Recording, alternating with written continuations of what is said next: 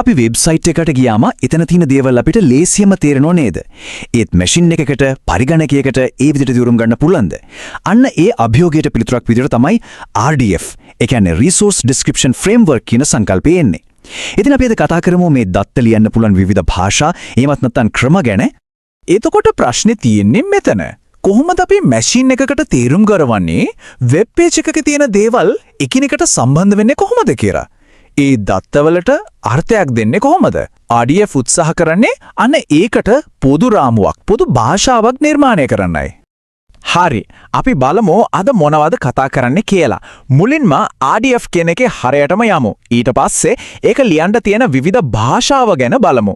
සරලම එක වෙන N-triples වලින් පටන් අරන් මිනිසුන්ට ලේසි turtle ගැන කතා කරලා අන්තිමට වෙබ් පිටුවලටම දත්ත එකතු කරන RDFA ගැනත් අපි බලමු. හොඳයි. පළවෙනි කොටස.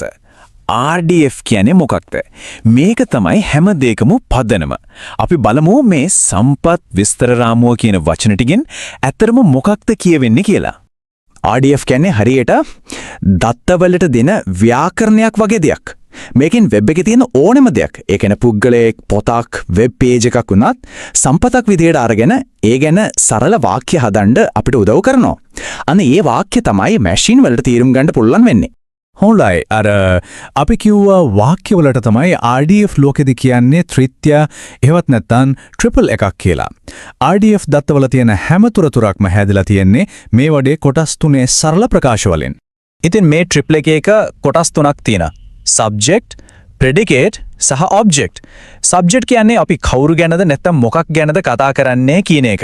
Predicate එකෙන් කියන්නේ ඒ දේ ගැන අපි මොකක්ද කියන්නේ. ඒ කියන්නේ සම්බන්ධය මොකක්ද කියන එක. Object කියන්නේ ඒ සම්බන්ධයේ අගය. මේ තුන එකතු වුණාම තමයි සම්පූර්ණ අර්ථවත් ප්‍රකාශයක් හැදෙන්නේ. මෙන්න මේ රූප සටහනෙන් ඒක නියමඩව පරිදි වෙනවා. බලන්න මෙතන subject එක තමයි blog post එක. Title කියන predicate එකෙන් ඒක සම්බන්ධ කරනවා The Trouble with Bob කියන object එකට.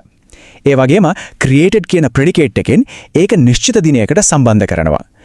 මේ වගේ triples ගොඩක් එකතු වුණාම දත්ත අතර සම්බන්ධතා දැලක්, ඒ කියන්නේ දත්ත ප්‍රස්ථාරයක් නිර්මාණය වෙනවා. හරි. දැන් RDF කියන්නේ අදහසක්, දත්ත ආකෘතියක් කියලා අපි දන්නවා.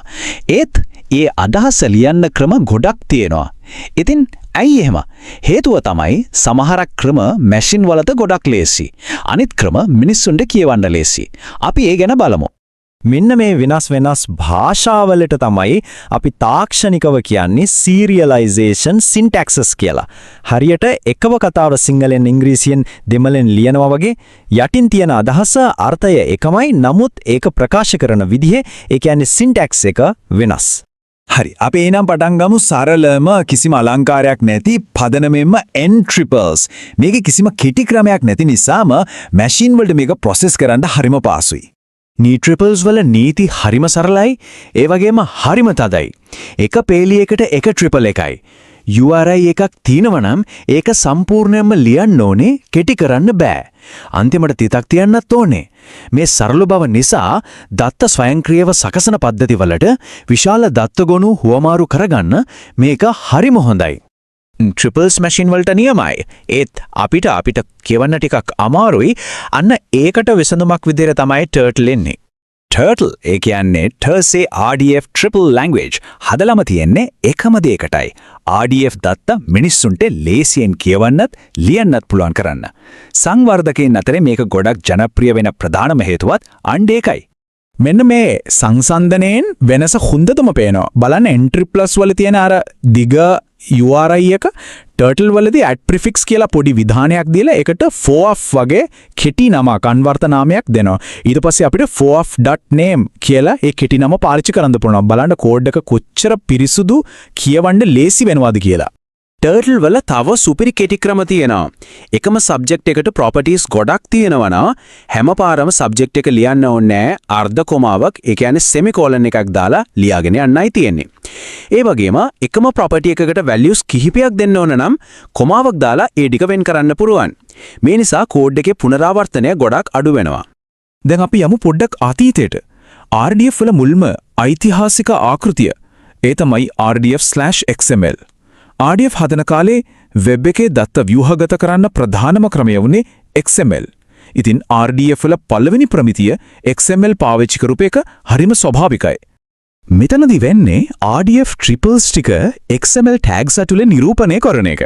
බලන්න RDF කියන root tag එක ඒ කාලේ XML පද්ධතිය එක්ක වැඩ කරපු අයට මේක ලේසි වුණාට ඇත්තටම මේක කියවන්නත් ලියන්නත් හරිම සංකීර්ණයි අනවශ්‍ය විදියට දිගයි.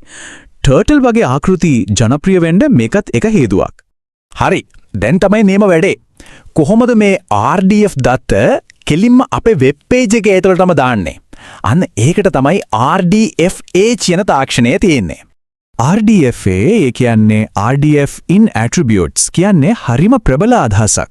අප දැනටමත් හදලා තියෙන HTML page එකටම අලුතෙන් attributes ටිකක් එකතු කරලා ඒ page එකේ තියෙන දත්තවලට අර්ථයක් දෙන්න පුළුවන්. මේකෙන් Google වගේ සෙවුම් යන්ත්‍රවලට අපේ page එකේ තියෙන්නේ මොනවද කියලා හරියටම තේරුම් ගන්න පුළුවන් වෙනවා. මෙන්න මේ උදාහරණේ බලන්නකෝ. බැලු බැල්මට මේක සාමාන්‍ය HTML code එකක්.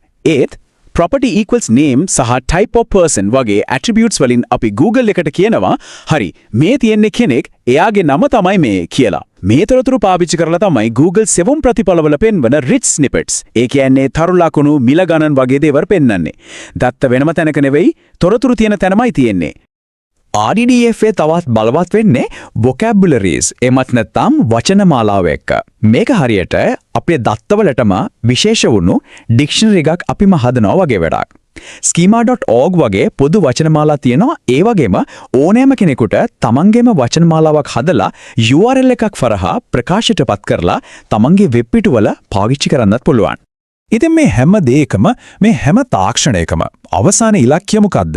සරලවම කිව්වොත් වෙබ් එක කියන්නේ නිකම ලියකිය විලි ගොඩක් වෙනුවට එකිනෙකට සම්බන්ධ වෙච්ච මැෂින් වලට තේරුම් ගන්න පුළුවන් දැවැන්ත දත්ත ගබඩාවක් කරන එක.